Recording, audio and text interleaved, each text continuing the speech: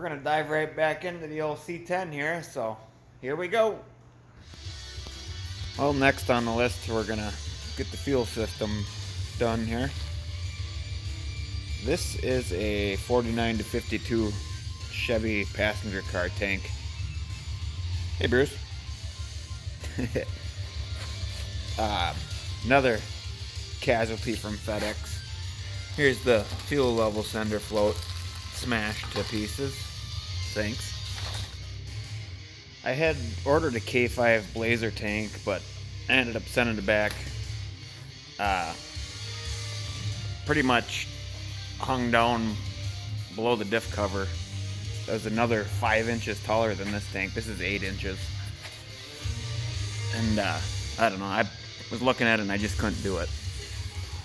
So we've got some reconfiguring to do back here before we can get that in there.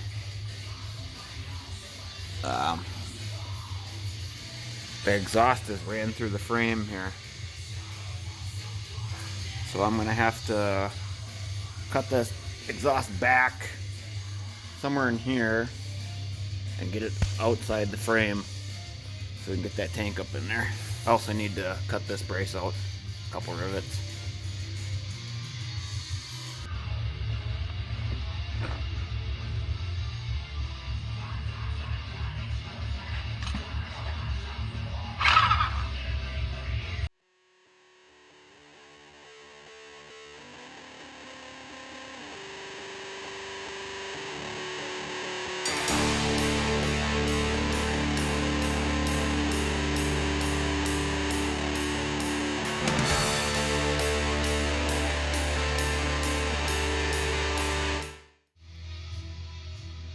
Well, I got her up in here.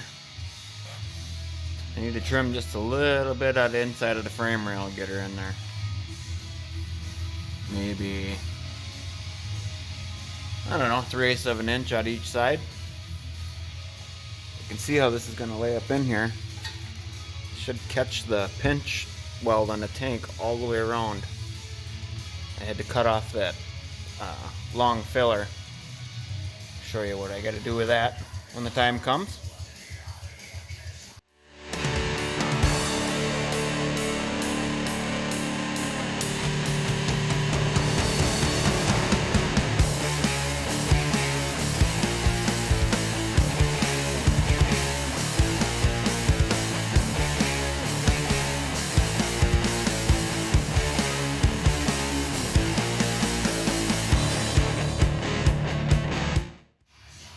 I'm liking the way this sucker's fitting in there. That pinch weld up against the frame all the way around. Besides for the front there. Yeah, I like that. It was almost made to be in there. Much better in the K5 tank. Give you on the back of the truck here. The other one stuck out like a sore thumb. Like a turd in a punch bowl. Much better. Getting the gas tank straps figured out.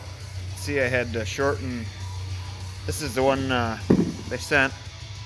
This is the one I just modified. Quite a bit shallower. But I rebent the end here. Just like they had them. Alright. Tanks popped back out of there, and I got the fuel sender put in, a not smashed one, and I added a 5/16 return line into the top of the tank. That line goes all the way to the bottom and then 90s over like an inch, just so you're not spraying fuel in there, aerating the fuel. I soldered that in, and that's push to connect fitting.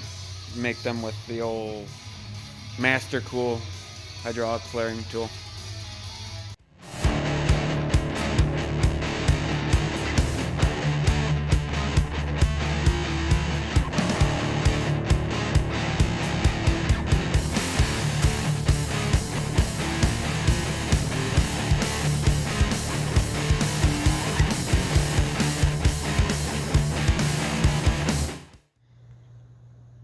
So with this tank, you gotta send the fuel filler through the frame rail here. Um, that's actual fuel filler hose. Don't use radiator hose or you'll have a bad time. But we're going up into the wheel tub here. And, the big vent goes to right where the gas goes in, so you can actually fill the thing without it burping air at you. Like I said, there's plenty of room for the tire there.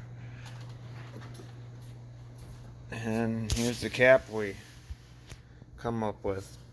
This is for a boat. It's all stainless deck fill. Pretty nice little setup. Customer didn't want the fuel cap in the floor of the bed, so this worked out good. Moving on to the rest of the fuel system here. I've already got one of these up in there. I got a rubber hose coming out of the tank and going to that. That's basically to keep the hot dog wrappers and beer cans out of the fuel pump. This is a Walbro 255 pump, and as you can see, I got the poly fuel line. Started using this stuff, rebuilding the truck transmissions, like 99 to 07 trucks mostly.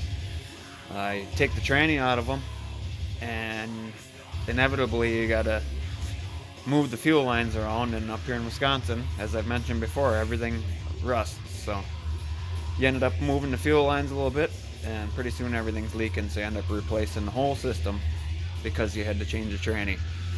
But anyway, that's kind of carried over into my swaps here. That's all I use now. To buy the AN fittings and all that stuff really adds up fast. And not to mention that braided line, if you don't have actual good Teflon or PTFE line, if it's just rubber, cheap Amazon crap, definitely has a limited lifespan. This nylon line should last forever. But so we got pre-filter, pump, high pressure EFI filter. I had a hard time finding the actual 3/8 size of this filter. If you want to pause the video, here's all the crossover part numbers for it. I've got this SUR&R kit. Cost of admission's a little bit high, but pretty nice stuff. Up by the fuel rail, I'll use these fittings. They've got a nice push button release, so you don't have to monkey around with the clip tool up there or anything. I'll use these under the truck, going to the fuel filter. You do need to push these in. These SUR&R fittings, you can push right in by hand easy, and then they take a crimp ring. These little guys. So they don't really need any special tools, but I'll show you how to push these in here. I struggled with that for a while and found a method that's pretty quick and easy, and all you need is a brake line flaring grabby thingy and a regular caulk gun. So I'll get the camera set up and show you how to push those in there. Alright, the first thing you do is take this clip out of here. It'll just get destroyed. And take your brake line flaring clampy thing. I usually only put it on about a 1/2 inch to start with, so you don't kick the tube with the pressure.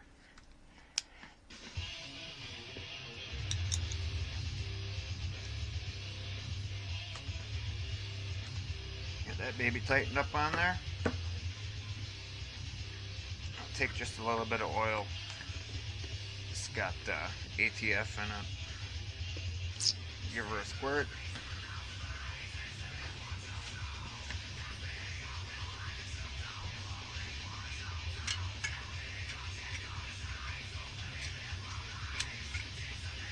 Long way.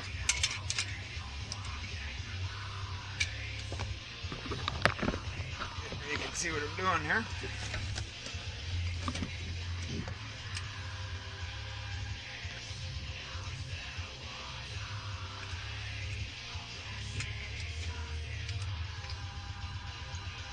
Set that on there like that. Let's see. There we go.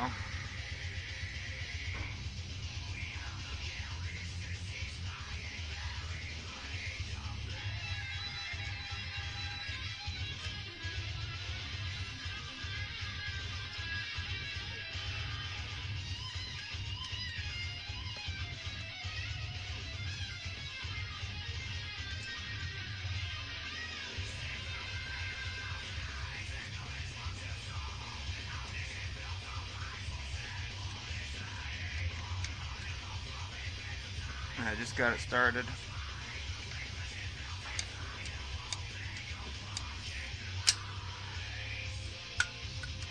I'll loosen this up and move my clamp.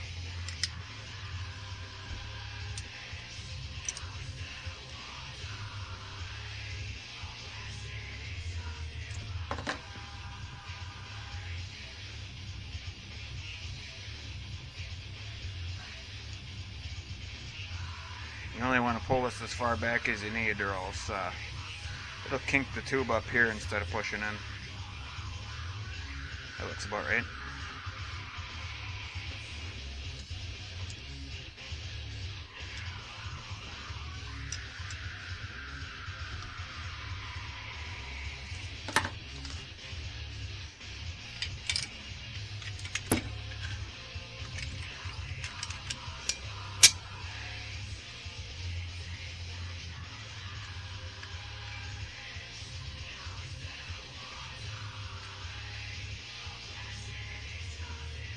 As long as your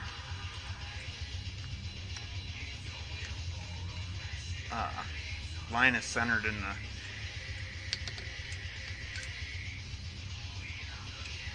caulk gun here, should go right in.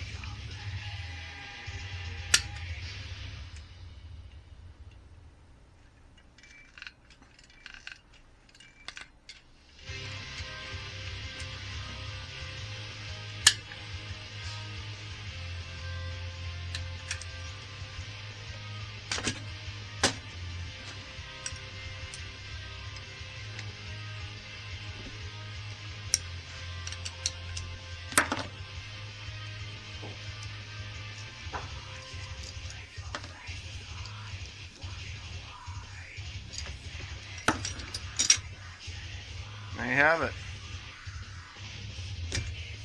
Show you how to make the throttle cable work on this vintage truck, or anything that's got the throttle arm coming through the firewall like that. I start by clamping the throttle wide open, because, well, wide open, and make this little bracket to bolt on the where the fuel rail mounts there. And I got this throttle cable adapter from Wolcar.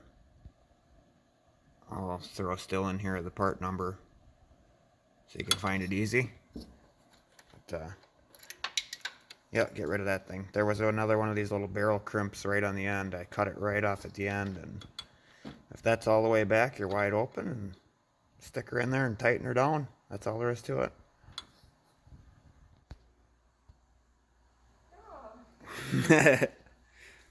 Floor the gas, Jill.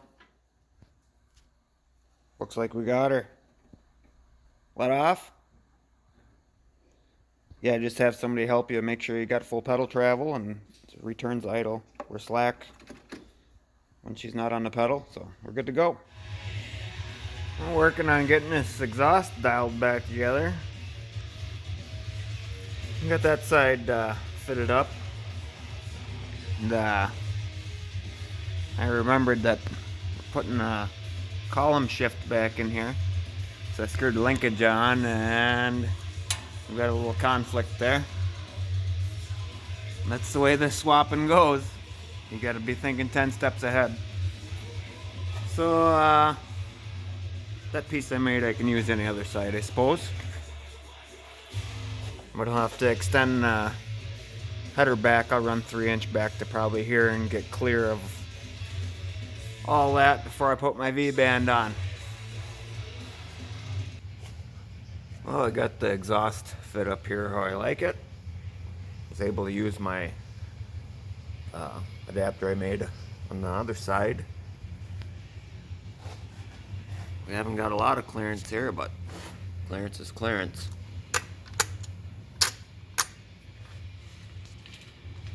Got a bunch of bungee cords holding everything up where it needs to be. We'll get this all tacked together and then pull the headers back off and weld out the V-bands.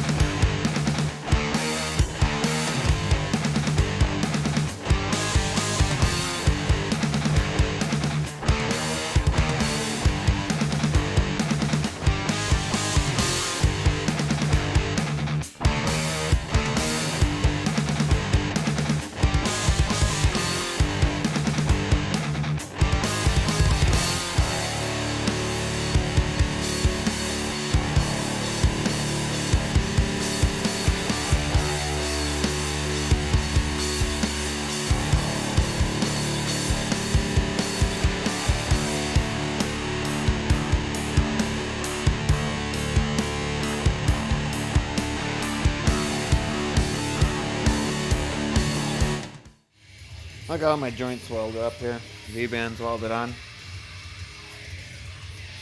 Not too bad for an amateur. I added another bung for my wideband O2 for tuning purposes. If you're going to pay somebody to tune and you're building the exhaust, your tuner will thank you. They got a place to put their wideband. Using 35 thou stainless filler. Get them babies back on there. Getting ready to put the accessories on this thing. I don't have the balancer bolt torqued yet. It's a pain to do on the engine stand without trying to flip the thing over. So I usually hold off on that till I got the thing in the vehicle. I mean, if I've got the vehicle here. If I've just got an engine I'm building for somebody, obviously I have to do it on the stand, but this just ends up a little easier. So I've got that yellow thing, it's a flywheel lock, and I guess normally you'd use a torque angle meter, but I don't like to use this because the spec on that is like 37 degrees, or I'm sorry, 37 foot-pounds plus 140 degrees. So I printed off, well, this is a degree wheel for a degree and a cam in, and I scaled it way down and put marks at top dead center, which is 0, and a mark at 140. So I lay that on there, and my blue mark is at 0 and that white mark on the balancer is at 140. So all I've got to do is line up the marks.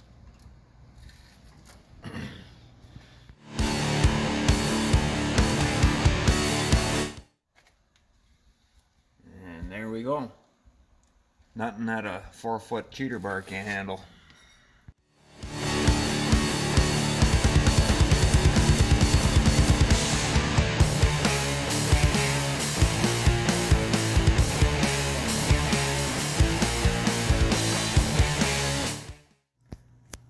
I got the accessories on, cooling system installed. They're just stock truck hoses. I was able to make those work. Well, that's where we're going to end this video. Thanks for watching, and stay tuned for part 3.